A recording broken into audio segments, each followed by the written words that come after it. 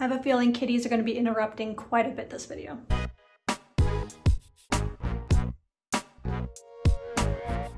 Hello, this is Sarah with Soiled Plant and welcome back to my channel. Today's video is all about the Milsbo cabinet from IKEA being converted into a greenhouse. This is the first one that I've assembled. I've also got a second one right over here that I have not assembled yet. I'm trying to decide exactly where I want it, but I also wanted to see sort of how the first one went and what modifications I would want to do, what changes I'd make to the second one to make it even better. This video is all about just the assembling, getting it all together, making it all work, a lot of trial and error. This video took me a little bit to get together because I kept changing things and amending things, and I wanted this to be sort of a good final product to show you so that I'm not recommending things that just don't work. I'll definitely be walking you through how I put the cabinet together. I will say that the IKEA cabinet by itself, without any of the greenhouse accommodations, changes, what have you, the cabinet itself is very easy to install. Installing the glass, for example, is a little nerve-wracking, but I step you through the whole process. I'll make sure I put thorough notes and links of everything I used in the bio down below. They are going to be affiliate links, but feel free not to use them if you're not comfortable with that. I'm okay with that. Don't worry about it, but those are the links that are available for you down below. Now that all the boring stuff's out of the way, let's show the assembling of the Milsbo cabinet. So these are the boxes for one of the Milsbo cabinets from IKEA. There are two boxes here, but you need to buy box number 1 and 2 in order to assemble one cabinet. I did buy a second one as well. I got them in black because I think it goes with my decor a little better. These cabinets go in and out of stock a lot. I actually signed up to get a text alert when the cabinets would come in, and I went right after work, and by the next day they were all gone. So these definitely go quickly. So if you happen to see them stocked at your local IKEA and you really wanted one, I highly recommend picking one up. I would have bought these sooner, but they just weren't available at my store. But luckily I was able to go and buy 2, and I have a feeling that the cats are going to make a lot of appearances. She thinks me being on the floor means playtime for her, but unfortunately it means a lot of assembling of IKEA furniture. I will tell you what I have on hand that I bought just for assembling this piece of furniture. Going over some of the tools I have, I do have a electric drill. I will need the drill in order to drill the hole for the electronics. This I bought from my local hardware store. I got a 1.5 inch diameter. I figure that's just enough for a plug to move through. I didn't want to get it too big, and they get expensive as you get bigger. This is the one I got. It's a Milwaukee, and it says it's durable and multi-material. You just have to make sure you don't buy ones that are intended for wood, because these are metal, and you want to make sure that it either says, you know, multi-material, multi-purpose, or for metal specifically. This was between $10 and $20. I can't exactly remember. I will put all of the costs and everything, and we'll have a total in the description down below so you can see how much this whole process cost. Another thing I bought is I bought a bunch of washers, and that is mainly for the pegboard that I'm going to put on the back. I heard that people would put a bunch of washers in there to give it more space so you could actually hook things into it easier. I bought a bunch of washers for that. I have just a standard flathead and Phillips head screwdrivers. I bought some double-sided extra strong tape off of Amazon to attach my light fixtures. And then I got some multi-purpose silicone gasket weather stripping for the inside. I'm hoping this works. I feel like every single person whose video I watched used a different kind of gasket for this, so I'm gonna hope this works. If it doesn't, I'll probably replace it with something else, but I will let you know as the process goes if this stuff works or not. I'm hoping it does.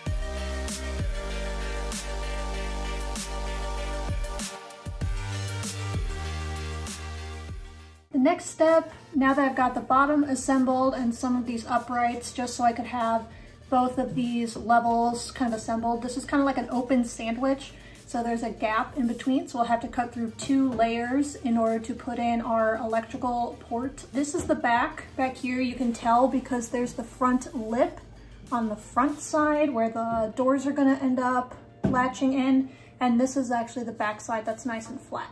So I'm going to put a port on this side here. I'm going to open up my drill bit. So this is the drill bit I bought. It was a pain to open up out of the packaging, but that is it. Where it kind of drills a hole in the center to center it, and then it'll drill a diameter this size, which is about 1.5 inches. The other thing I wanted to do before I drilled was I wanted to put cardboard down underneath. That's not necessarily to stop it because that's a long distance. I'm not worried about it stopping. And I did that just so that less will end up on my rug underneath and it'll be a little bit easier to clean up. We'll see if it helps, but that was my thought process anyway. Now that the drill bit is on my drill, I'm gonna drill approximate. I'm not gonna be like super scientific about it. I just wanna make sure it's in the back corner.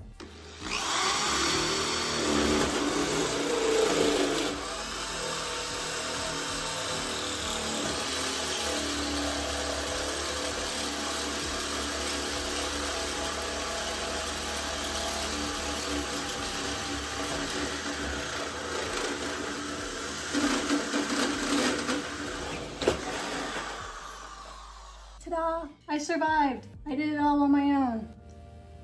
Heck yes!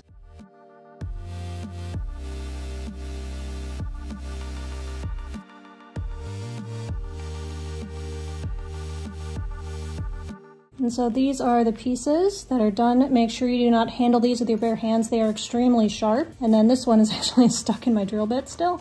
There we go. So those are the 2 pieces. Like I said, they can be extremely sharp. Make sure you throw them away carefully. I'm gonna wrap these in paper towel and put them in my trash can. And now we have a nice hole in the bottom of our cabinet. I just wanna make a note about that step. There's a lot going on, but I would wear safety glasses for sure. Unfortunately, the clip I got, you couldn't see my face, so you couldn't see that I was wearing them, but wear your safety glasses.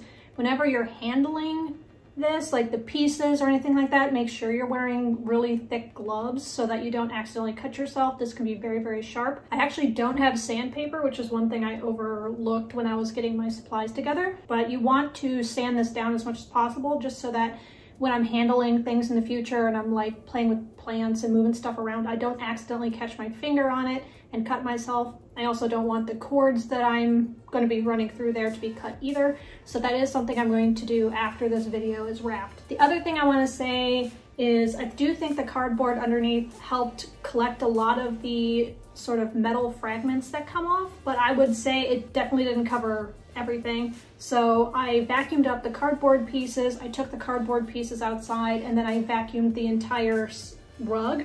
I'll probably vacuum the entire rug again before I'm done. I just want to make sure it's completely clear the next time I vacuum, just so it's extra thorough. But those little metal fragments, yeah, you don't want to accidentally step on them or get them caught on things, or I'm worried about the cats. So I'm going to make sure to vacuum everything once it's all done, once the whole project is done, in addition to the one little quick vacuum job that you saw. So yeah, let's keep going.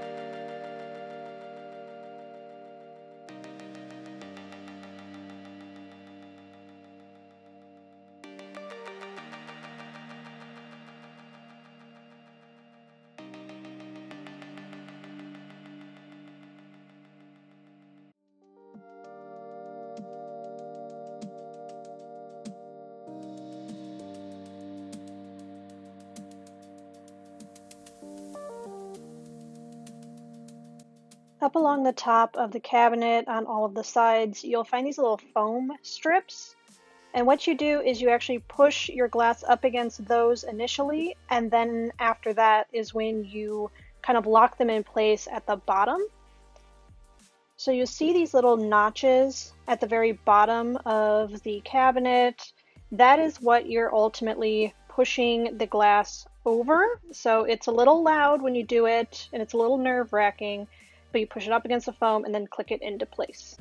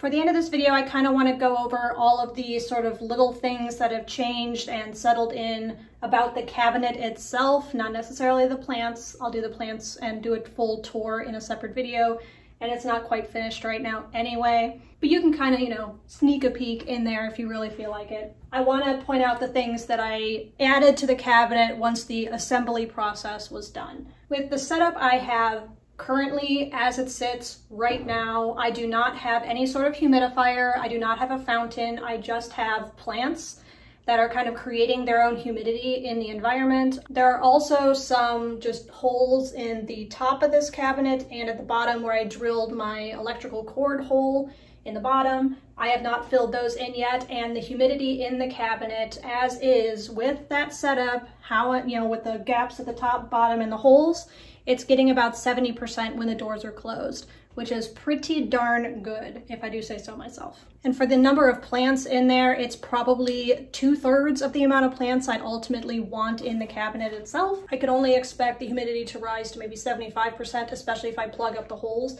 So part of me is thinking that, you know, the tops and the bottoms I'm just gonna leave as is. Unfortunately, there's a nice glare situation from the window right here, but I do have a light fixture right here and up at the top. And I've had them off for this video because it looks like this when I have the lights on in video. I don't know why my lights are doing this, but I figured this is really distracting and terrible. So I've had them off during the video. So with all that, let me show you the details of the cabinet that I have added, and you can kind of see up close how they work. So the first thing to notice about the weather stripping, I do have a piece of foam in here. I have it all the way from the top, and then I have a little gap so that I can technically lock this and unlock it, and then it goes all the way to the bottom. But one thing that you have to keep in mind when you're putting a spacer like this is they will not shut easily, and you kind of have to shut them together. Yeah, so when I open this with this type of foam sealant on it, which I do really like, it does seal it really well. But when you shut the door, it looks like it's closed, but you kind of have to push the top and the bottom in a little bit just to make sure that it is nice and sealed. In case you're curious and you want to get that same type of foam insulation, is you just want to make sure that it is no more than 3/16 of an inch thick,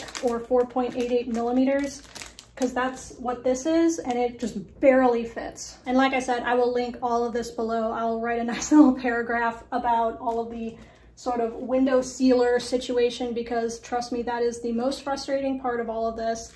I ended up going to the hardware store and buying about 5 different varieties and trying all of them to see what would work the best. And this was literally the only one that worked. All the other ones were too thick, too wide, the wrong material, bunch of stuff went wrong, but this was the only one that actually worked for me. So here's the weather stripping I used that I bought off of Amazon, and it seems to work really well for these outside pieces. The widest part of the bubble is on the outside and the teardrop shape is pointed in. And if I show you like directly head on, it is almost perfectly flush with the outside of this metal piece. And you kind of need it like that, because as soon as you close it, so this is the door shut, and you can kind of see that it is perfectly sandwiched in there, and it isn't forcing the door to stay open or anything like that. When you're not dealing with that center piece, it closes very easily. I was able to get that same weather stripping along the top. I have these gaps in here because at the top of the door, these little magnets is how the door shuts. So you have to make sure that those gaps are open. I don't have one along the bottom. Unfortunately, everything I tried down here seemed to make the door not want to shut. This is the one gap in the weather stripping as far as the doors go. I do still have my cord hole. That's a lovely term, but I have the cord opening unblocked still. I'm going to plug that up eventually once I get my cords in a good situation. Also at the very top, there's a couple of little screw holes that I haven't plugged up yet. But as far as weather stripping goes, it's mainly this around the doors and then in the gap right here. Another thing I'd like to talk about is the lights I have. These are the same exact lights that I had in my indoor greenhouse. So I will link the same ones. They are literally the exact same thing. This one down here, I was hearing from other people on their videos that they were saying that there's really nothing that adheres the light to glass very easily. Everything they did, it would just end up falling. This is one solution that I saw, which was, you know, just wrap a string around it. This is a little zip tie just to hold it in place, and that just basically holds it up. It's not the most elegant solution in the world, but I certainly think it works. I just roped it through and then tied it right here and cut off the ends. And it seems to be holding it up pretty well. No complaints, just not the most elegant solution in the world. For the top light up here, I just adhered it with double stick tape. It is this stuff right here. I will link it down below, but I just cut off a small piece, like a little square, and then I stuck it on one side and then the other. And I put the light up by itself at first to make sure that it was truly stuck to the top before I put plants in here and let it sit overnight. The one thing I will say is make sure that you have enough room for the plug. I barely had enough room to plug this in. It is like really pinned up in there, so make sure that you have enough room. I did not check and got very lucky. So this stuff works really well for sticking the light to metal, not so much with sticking it to glass. Now I'll talk about the Skadis board that you can also get from IKEA. What I did was I had a bunch of washers that I stuck together with painter's tape so that they wouldn't move, and then I actually stuck it with painter's tape to the back of the board itself, so that I had exactly where the screws would go in and the washers wouldn't fall. It took a couple of different methods to try and figure out how to do it by myself because it would continuously fall over. I have the cabinet pretty close to the wall, so you can't see the painter's tape from the side or anything like that. So literally just have the washers, wrap them together, stick them to the board just enough so that when I put the screw in, it is in the right place. The other thing about the board itself is that I actually sprayed it with just a clear coat to make sure that mold and rust and anything to do with moisture doesn't cause it to start deteriorating. This is actually like a pressed particle board or something like that. It's some sort of organic material pressed together. It's not at least entirely made out of plastic, so I made sure to spray it with some clear coat before putting it up. It was like $5, no problem. So I have 3 different accessory types. I have these little containers right here. You can also get these in white, pretty self-explanatory. I have these little clips like this, and when I first saw them in video, I thought, wow, that looks really cheap, but they're actually pretty sturdy. I don't know if you can tell, but they are made out of metal, so they're actually pretty good at holding the plants themselves. They hold it pretty well, and then when you're ready to put it in, you just kind of push it down and pop it into place. And it works really well for these like plastic containers or lightweight containers so that it can clip really easily and hold it. I'm going to move that plant over to show you these ones. These came in a 3-pack. They're held to the board with this top, so this little container can slide out like that. And I've got some little string of hearts, little cuttings in here, so you can kind of keep an eye on it, but it's perfect for little small cuttings like this, little node cuttings, and then just like that, they slide right back in. And then down here, I have some more little cuttings with 1 leaf. This one actually got stuck in there. It's better for little tiny nodes as opposed to bigger stuff like this, but I was seeing it how well it worked. See, it keeps getting stuck like that. So you kind of have to shove it in there and then push it in. One of the accessories that I did not get was the little shelf unit. I will get some of those, but they didn't have any at the IKEA when I went to the store. So I'll definitely be picking those up as soon as I see that they have them in stock. Now I do have the fans running. I will definitely link these. I feel like a bunch of people have used these for their IKEA cabinet greenhouses. Oh my gosh, are they fantastic. I'm gonna figure out a way to mount them in a better position than here, and right now that one is just dangling by its cord. Not great, but I'm going to find a better solution for this. But they are so quiet. I don't know if you can hear them. I can hear them as they're running. I have them on max, and so it is circulating the air really, really well. When I have the doors closed, I literally cannot hear this. These are just whisper quiet. I highly, highly recommend them. I only have 1 shelf here. The IKEA cabinet actually came with 3 shelves, so you could have 1, 2, 3, or 2, just in case you were like, that's not enough shelves for me. The IKEA cabinet does come with multiple shelves. But that's this cabinet. It's everything I could have hoped for. I've already gotten compliments on this cabinet from people who are not plant people and just like, oh, that's a nice cabinet. Yeah, and it's from IKEA. And honestly, for the build quality and how sturdy it is and like the looks of it, I think it's honestly a really good deal as far as furniture goes. I definitely will do a little more cleanup, make it a little more presentable, a little nicer looking, put more plants in it, decorate it a little better. I'm probably gonna get another Skadis board for the bottom because I do actually think not only does it help fill the space up a little bit, but most of the plants I have are small. So I want to make sure that I get some of these plants in a better situation towards the light. These are super hard to come by because all furniture supply right now is limited and these are really popular. So what I did was I signed up for IKEA's text alert system for this cabinet. When they finally texted me, I went that day to IKEA after work and bought 2 cabinets, and by the next morning they were sold out. So definitely make sure you get on their text list. That definitely helped me get these. Also, it makes it less stressful because you're not constantly thinking about, oh, should I check the website? Should I check the website? And it did prove to be accurate in my case. They separate the SKUs out by the black and the white cabinet in case you prefer the white cabinet. So when I got my text alert, it was literally for the black cabinets because I like the black look better for my space. They don't necessarily stock these at the same time. So if you don't care what color you get and you're like, I could work with either, sign up for both and just whichever one alerts you first, that's the color you're gonna get. I definitely say this cabinet's worth it. Just for looks and presentation alone, it's holding the humidity really well. And I know my lights work because I've used them in the past. So I don't see how at this point it could fail. You know, knock on wood, I'll find a way to make it fail. I shouldn't tempt fate like that because if there's a way for this thing to fail, it'll fail for me. Overall, it's been fantastic. I've had it up and running technically for about a week or so, and no harm done so far, and it seems to be doing really well and holding the humidity really well, so who am I to complain? Thank you so much for watching. I love you guys, and I will catch you on the next one. Bye!